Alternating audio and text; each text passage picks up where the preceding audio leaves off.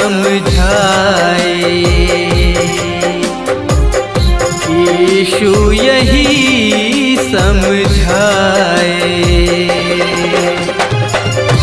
साथ खड़ा हूँ रक्षक बन के, साथ खड़ा हूँ रक्षक बन के, काहे तू देख न पाए। यीशु यही समझाए, यीशु यही समझाए।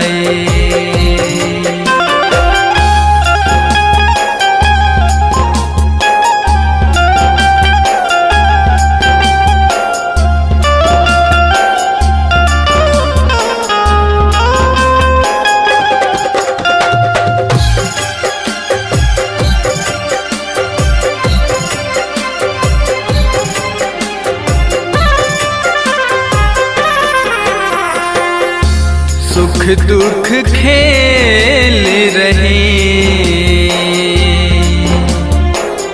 तुमसे आँख मिचोली,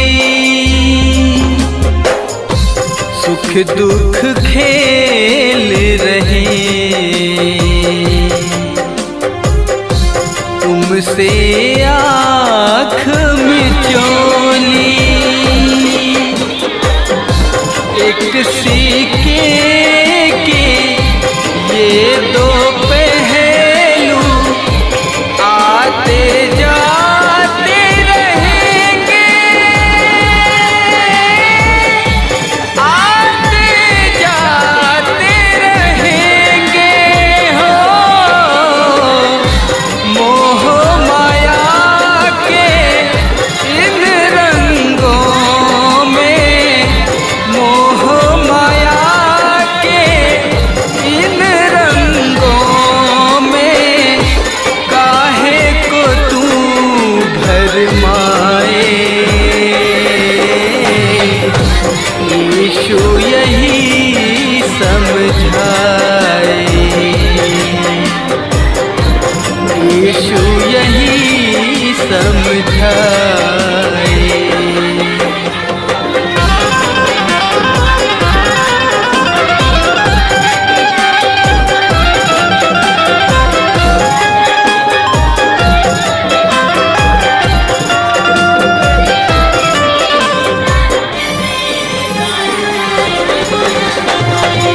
जीवन जीना पड़ेगा,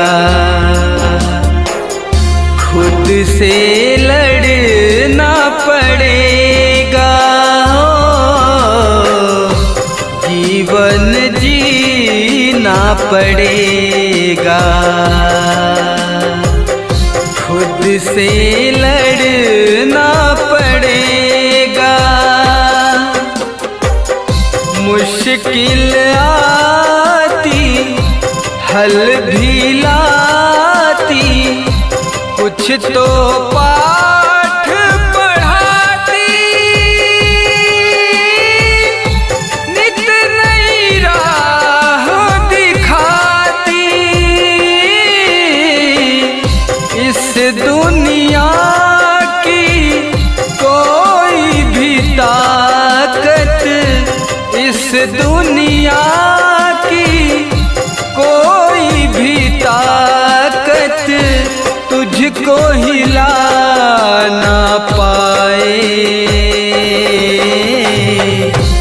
यीशु यही समझाए,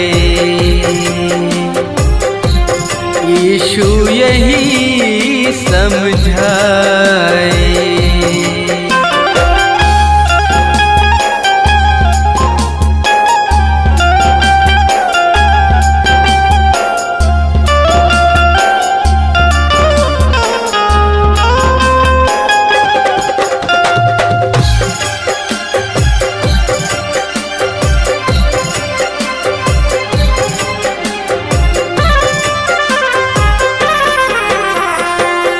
मुझ पे भरोसा भरोसा कर ले,